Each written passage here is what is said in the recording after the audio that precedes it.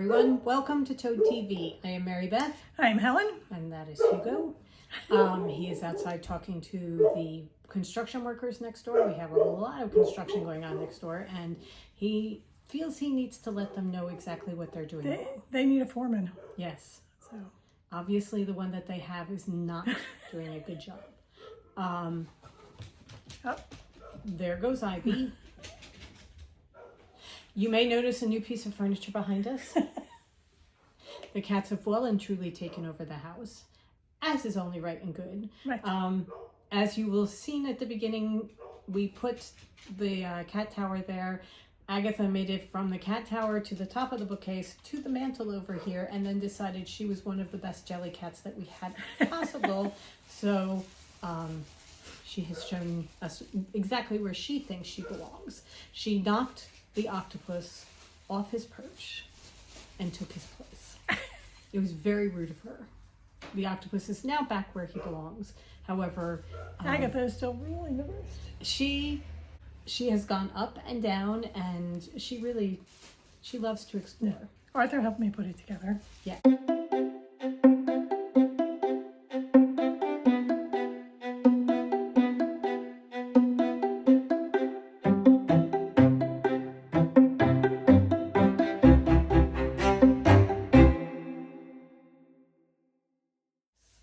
I'm going to put that word in quotes. Which one helped? Yes. They have discovered the basement, and the basement is now the clubhouse where only cats are allowed, nobody else. Which I don't get. It's dark. It's dirty. It's damp. It's currently underwater. It's not a great place to yeah. be. However, they love it. They absolutely love it down there. They would spend all day down there if they possibly could. Yeah. We get them upstairs by banging their food dishes and Pretending their we're feeding pigs. them. So they come running up. However, as you can see, everybody is fitting in very, very well. Right. They are a great addition to the family. So Yes. very, very happy about that. I do want to talk about that because people keep asking about it, and I answer comments about it, and then new people ask about it every week. He's a bear. He is also a chair. He is the chair that I am sitting in. He was a tree stump that was carved into a bear. My grandfather brought him back from Germany, and it has made it to our house. So it is one of the heirlooms. Yes. So it is a surprisingly comfortable chair. It really is. When you think about the fact that you're sitting on a tiny little tree stump. But It's his not arm... a tiny little tree stump. No. This is a very large tree stump. Oh, and this is a very heavy chair. His arms come out and are the arms of the chair with claws and everything. So It's a gorgeous it is. chair. See, you can see there's one paw right there. I did want to just address it for the whole group because every week we get could we please talk about the bear? And somebody asked, is it a bear? Is it a rat? It is a bear. It is most definitely a bear. It is a bear. Yeah. So It's very, very cool. if you think about a fairy tale bear from, the Black Bavarian, Forest of Germany, then, here you go. That is it. I figured one day we will figure out the right place to rub and he will come to life. So, Okay. All right, then. I had never thought of that. All right. Okay, so today we thought we'd do a sit and chat. We were going to do a knit and chat, only I have no knitting projects that don't require me to pay close attention to them. I have my sweater that I'm working on, and it's beautiful, but I'm going to constantly be trying to figure out, is this where I added stitch? So we figured rather than me completely diverting my attention every 15 minutes or so, we're just going to sit and chat. right. So the last time we had one of these, we said we wanted to talk about the difference between crafty and creative. And it's been something that we took into consideration when we started the business, really. Before we started the Crafty Toads, it was always, crafty seemed to be almost derogatory. Yeah, I think, to begin with is there technically a difference between the two words, or is it a perception that has come over? So I looked this up online, and the internet never lies. So the general consensus is that there are overlapping areas, but crafty is making some things with your hands, and creative is coming up with ideas to do. Somebody said that being crafty is taking items and creating something out of them. Being creative is taking those items and finding a new use for them. So I was reading a blog that somebody was talking about how she is crafty because she follows directions. You give her directions and she will follow them, and she will create new things out of the things that you give her, but she is following somebody else's directions. To her, creative is an artist friend of hers who creates an entire new picture without any instruction from anybody else. Or, you give you a pile of fabric and say, make something, and you give me a pile of fabric and say, here's the pattern, make something. Right. And you are just creating, whereas I am crafting from the pattern. Right. So the general consensus seems to be that crafting is making something following directions from somebody else, and creative is coming up with a new pattern, or taking the fabric and rather than making a quilt, making a birdhouse out of it, something that's completely out of the box, and creating a whole new thing for it. To me, it would also be creative. Could be, taking the fabric and making a quilt of your own design. Oh, absolutely. Not, yes. It's not just because you take fabric and make it into a quilt makes you crafty. No. It was, and you picked up on the wrong thing there. It was following the direction right. Okay. to make a quilt, and making a quilt completely that you make up. Somebody else was saying that to them creative was if you started with somebody's pattern and then they were using the example of knitting a sweater, and to them, a crafty person is somebody who takes the pattern and knits the sweater. And if they run into problems, they go to Ravelry and ask people how to make the changes and that kind of thing because it's not working for them. A creative person is someone who doesn't like the neckline of the sweater, so they change it, put in a zip, put on a hood, turn it into a hoodie. They've started with a basic pattern, but then they have created something completely new out of it. Right. I think in both these formats, both crafty and creative are both positive terms. Yes. There is another definition of crafty where, and I think this is where the negativity comes in. It's sly and manipulative. And you are manipulating something to make something, but that sly thing comes in, like a crafty, I hate to use the word politician, but... I was going to go with a fox. Crafty, because they always say crafty like a fox. Exactly. Sly like a fox, that kind of thing. And I think that's where the negative sometimes comes in. Also, there has been a negative aspect attached to it because craft fairs don't always draw top level quality items. I mean, you can take the same group of vendors, right, and call it a craft fair, and you will get an attendance. If you call it a juried art show, a juried arts fair, or a juried art show, it's going to be a completely different. Maybe, and I'm not even going to say well attended. It will draw a different crowd. Yes, and the crowd will expect a different price point and a different level of outcome. Because I think that there are people who can go to both. Oh, absolutely. And use the same the same wares in both shows because they are artistic because they created them. They are crafty because they crafted them. But in all right, so say you make a bag and you've priced it at $200. And at the juried show, people are going to expect it to be $200. And at the craft show, they are not. They're going to be looking for a lower price point. Okay, so we spent quite a bit of time on Long Beach Island, and during the summer, they would have at the park that was close to us, they would have 2 or 3 times a year a craft show.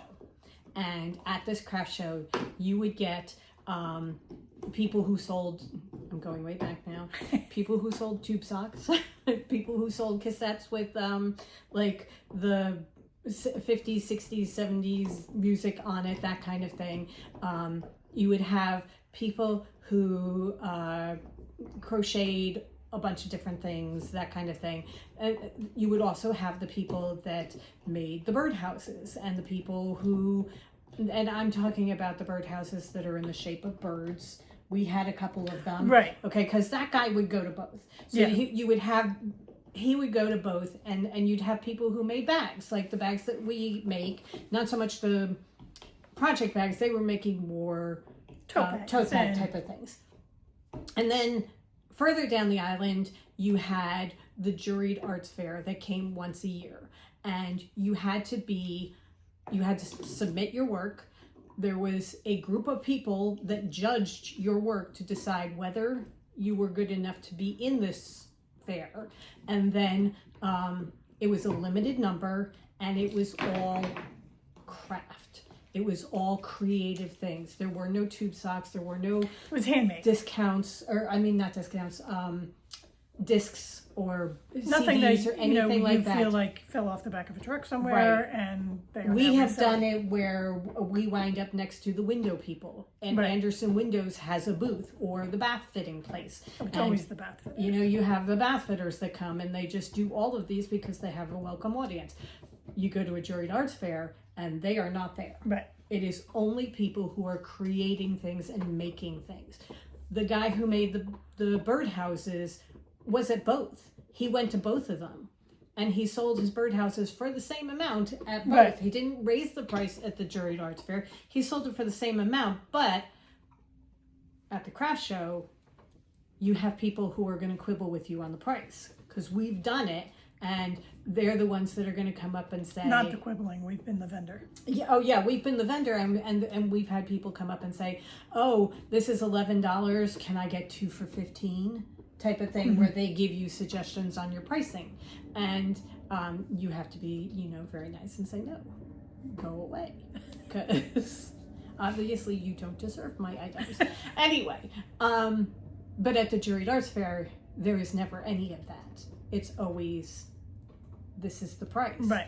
And there is a different perception.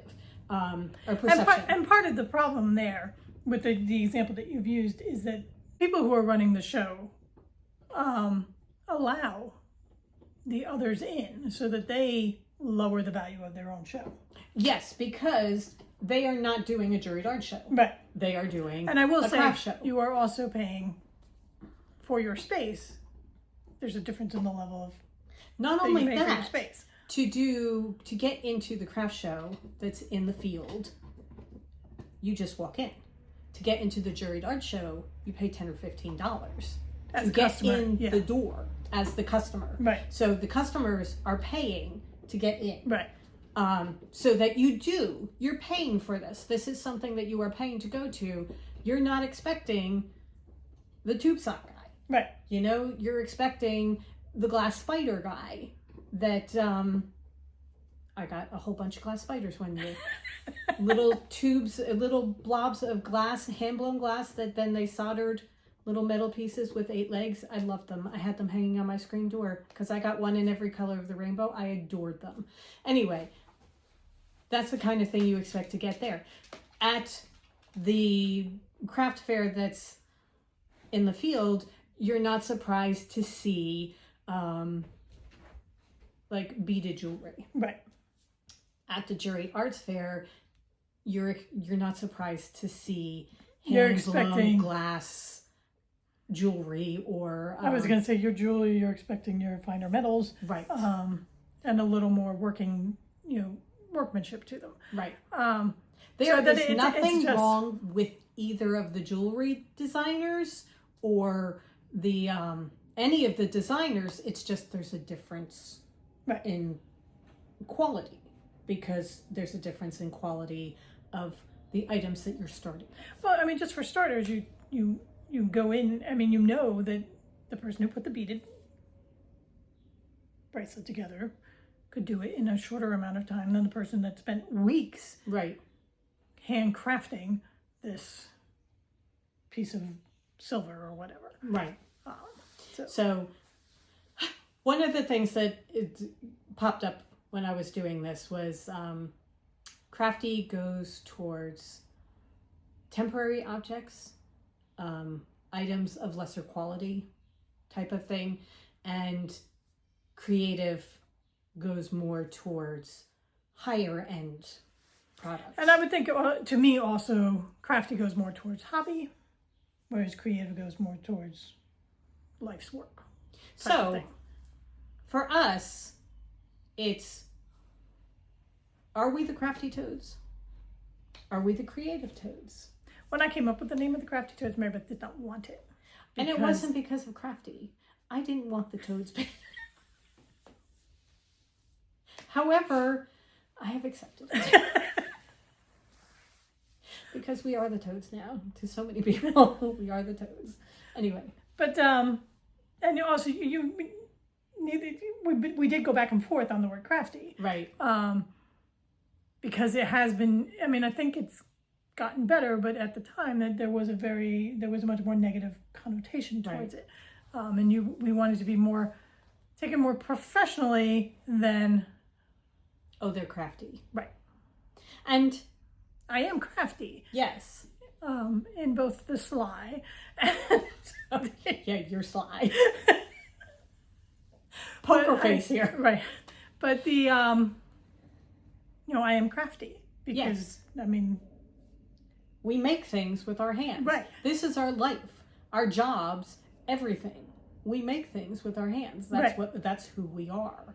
And to us, crafty does not mean. Well, no, actually, to us, crafty does sometimes take on a negative thing because we feel the need to defend ourselves from Right. it.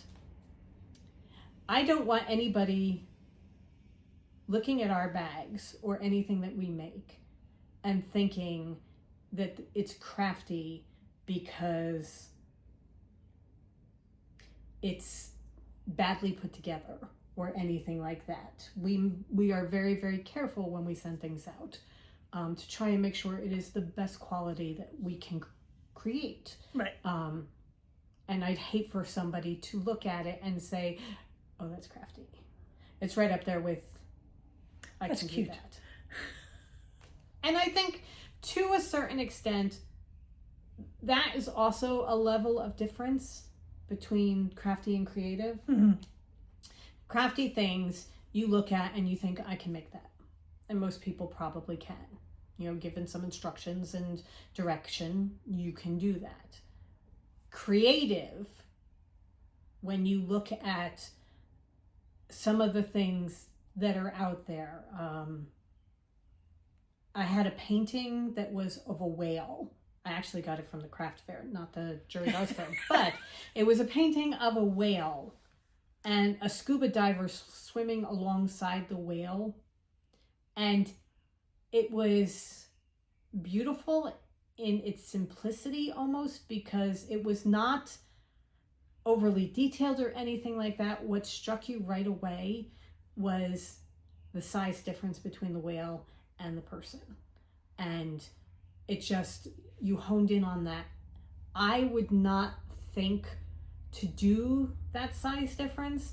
And if it even entered my head, I would not know how to do that. I would not know how to get the proportions right between the man and the whale. And I was going to say, I do think to a certain extent, I agree with you. But that I was going to bring up that there's an imposter syndrome where we tell ourselves that we're not as creative as we can be. this is true, because we are our harshest critics. in the conversation we were having last night, your immediate thought was that no, we can't go that way because we're not creative enough. Right. And I like to think more that we can until it comes down to and then I panic when it comes down to the actual doing, because I can't just create something full blown.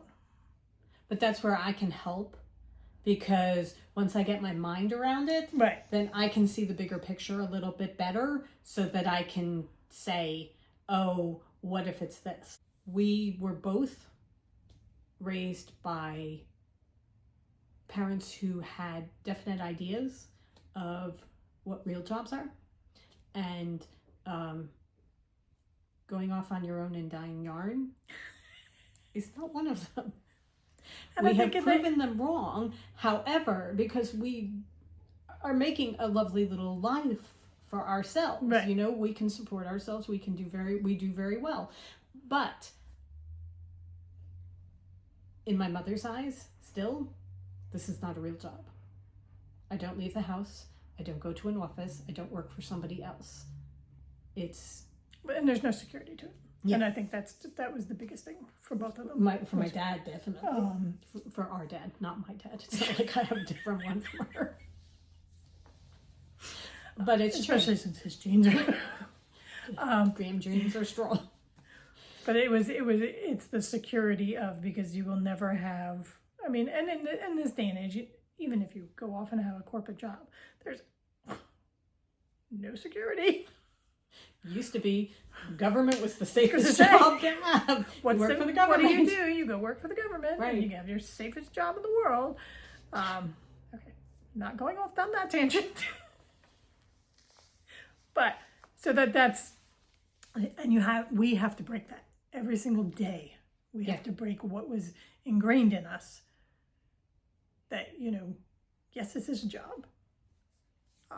It is not sitting and putting together a spreadsheet or making money for somebody else. Right. But, and it's just, and that is something that we get better at every single year, day. Yeah. So. And we are creative. I was going to say. And you are creative. It comes down to where do you see yourself? Right. And we are creative. We will remain the Crafty Toads. But we are crafty creatives. Right. But we are, and we do make new things. We may start with a basic outline and then tweak it to become what we want.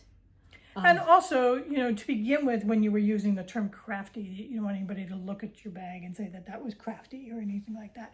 And look at it in a negative way. When you first do a bag for the first time, it's going to look like that. Yes. And that is something that is the hardest thing in the world for me to accept. That I can't do it perfectly the first time. And that we have been making bags. I know. For so many years. And then you start a new bag pattern and it's like, what happened? Did my hands forget how to cut and sew and that kind of thing? And it's because you're putting together a new pattern, but you expect going into it that it's going to be perfect the first time. Right. Absolutely. And then if not the first time, at least the second time. And it's because number one, you're working more complicated patterns, more complicated fabrics, whatever, techniques and all that. You're right. Honing your skills, but they are skills. And with all skills, with practice, you get better. It's amazing how that works. Right. So we will continue going down the road, telling ourselves that we are creative. Right. But for you guys, we're the Crafty Toads. Just a very quick note on TV watching, because we have been doing that as well. We started The Pit. We are, I think, 7 or 8 episodes in. It is all about the emergency room at a Pittsburgh hospital. Noah Wiley is the main lead. It is fantastic. Sister number 3, who is a nurse, tells us that this is very, very... It's the most realistic she's seen. We have decided it's not something that we watch while we're eating. I'm just going to put it out there. Some of the wounds are graphic. So if that turns your stomach at all, there are a couple of times where I look down at my cross stitching as I'm doing it, so that I know. I mean, you're given enough warning Yeah. to be like, oh, I'm going to look away now. And it's because very I don't fast. want that They to don't, deter. Yeah, because from they it. don't Be- focus on Right. it. It's just this It's is realistic. what happens. Yeah. But it's such a good show. It is It really so is. well done. And it just, the episode we finished, we haven't gone back to it because the episode we just finished just destroyed us. It was a hard one. Anyway, so we're watching that, and then we just started watching Etoile, which is on Amazon Prime. And that is, it's the newest ones from the Palladinos, the Sherman Palladinos, and they are the ones that are behind Gilmore Girls and Bunheads and that kind of thing. This is a ballet company in Paris and a ballet company in New York switched their principal dancers, and the problems that are coming because of that. So I will tell you that we just finished, I think, episode 4 of that. We're watching it with my mom. It's really good. Yes. Really, really good. Very, very funny. There's a bull. There's a torso. There's a bull and there's a torso. It's very good. Watch it. Very, very good. Okay. And reading, we both finished a book recently, the same book. So, it's the Griffin Sisters' Greatest Hits by Jennifer Weiner. It's just a really, really good book. It's about 2 sisters who formed a band in the early, and I hate that this is like going, the dual timeline is the early aughts. I was much more comfortable with Daisy Jones and the Six, where we were going back to the 70s. Right. It's the early aughts and the 2024. Right. But it's very, very good. And it's very well written because we both said that we were enthralled with the book, even though the characters are very unlikable. Some of the characters really are they're not nice people at all. They're very However, selfish and you care. self-absorbed. By the end, you care about Yeah. all of them. You really do. So, and even the one with all her faults, you could see the reasoning behind it. It didn't justify the actions, but you could see the reasoning behind it. It's good. It's really good. Yeah. So, The Griffin Sisters' Greatest Hits by Jennifer Weiner. I gave it 5 stars. I gave it 4. Okay.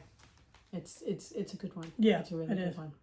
All right. I think that is pretty much it. Let us know what you think. Versus Crafty, Creative, are they interchangeable? Is there a negative connotation to one over the other? Right. And where do you see yourself? Yeah. We see everybody who makes things, you're creative. Yes. You know, if you can. And everybody is creative. It's just you may not use that muscle at this particular juncture in your life. Right. But anybody who picks up some kind of material and makes something out of it, changes it from wool into a sweater, or from a piece of paper into a crane, or a pencil and paper into a drawing or a journal entry or anything like that. Anybody who does that is creative. Yeah. Also, anybody who teaches is creative. I'm just putting it out there because anybody who can change children's minds and give them information and make them understand what it is, you are creative. Yeah. So, okay. We hope you guys have a great rest of the week. Go forth and create. And we will see you in 2 weeks' time.